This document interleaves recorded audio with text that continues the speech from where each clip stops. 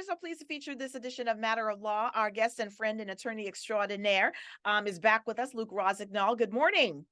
Good morning, Sean. I have been waiting for you and I to have this discussion because it has already been a busy summer. Supreme Court handing down some decisions, and we want to actually talk about when these types of things happen. You're one of the first people that comes to mind because I think, yep, that's going to be one that we definitely kind of dissect and talk about, and kind of break down for folks. The first question out the gate is, with all of the rulings that have been coming down, partisanship aside, regardless of whether you're, whatever your political affiliation is, let's take that off the table. But I would be thinking that the Supreme Court is supposed to be an entity and an institution where partisanship does not apply. I mean, I'm thinking, isn't that the whole point of having a Supreme Court? I think it's a great topic, Sean, as usual, because you do see a lot of people out in the community. And as we've talked in the past, these issues are big, important issues, and they cut to the heart, for a lot of people, Mm-hmm. whether you're one side of the issue or you're on the other side of the issue. And I do think that there's been a lot of discussion that I think is not properly focused on the idea of partisanship. Mm-hmm. It would be wonderful if we could do what you're talking about and simply take that off the table.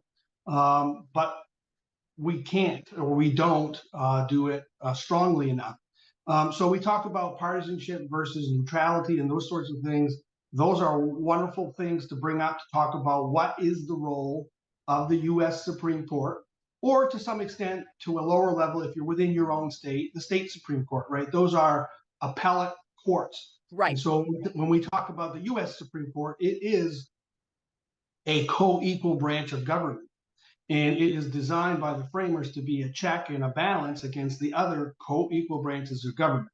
And so it exists essentially, sometimes people forget this maybe from their civics class, it exists to interpret and apply the Constitution. It's supposed to deal primarily or only specifically with constitutional disputes between states, or where you have different circuit courts interpreting the laws differently amongst those circuits, and that needs to be rectified or reconciled.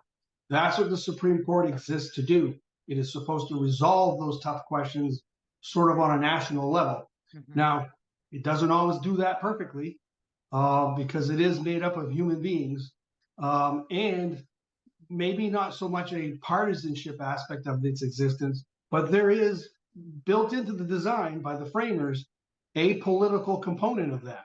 And so that's why when we've heard different politicians say sometimes, elections have consequences and those sorts of things, right, even though we may not like always hearing that, there is a nugget of truth to that, because built into the system, the way these justices get appointed does involve a political component, right? Right.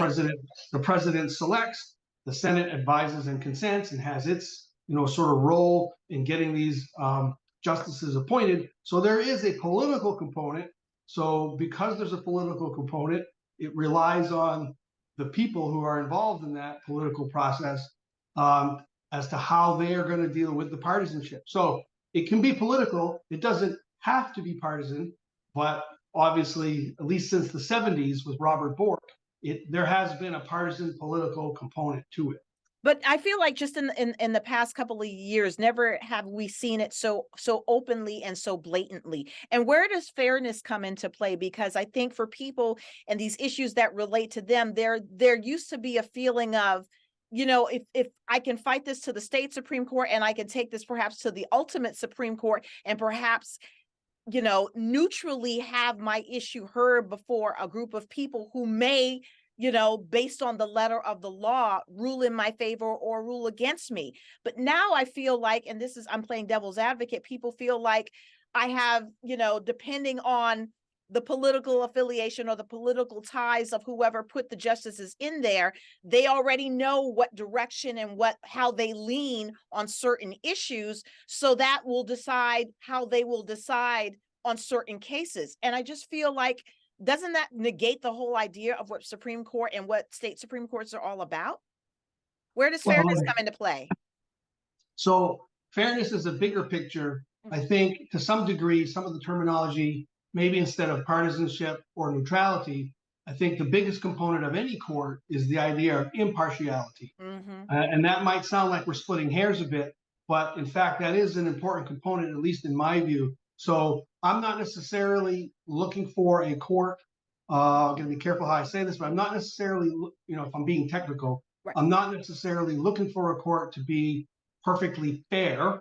What I think a court should exist to do is to be impartial, Right, right. properly, regardless of their political affiliations as they got appointed to the position, the justices, the individual justices. So we're looking, to me, what really would level that playing field is the idea of impartiality and a fair, equal application of the law. That's where you have the idea of due process and equal protection. Those two things go together. We're seeing in these recent times where you've heard people talk about due process a lot. I think one of the bigger issues we're seeing more recently is the idea of equal protection and how is the law being applied. And so you and I will always have issues to debate Right. because of the political atmosphere that we're in. And so some people, just to use the most controversial thing lately, is the Roe versus Wade decision. Hmm. There were many people on one side of the issue that had no problem with an active Supreme Court when it sort of went their way. And now we see people on the other side of that maybe political spectrum. There can be a debate about what is considered judicial activism or not.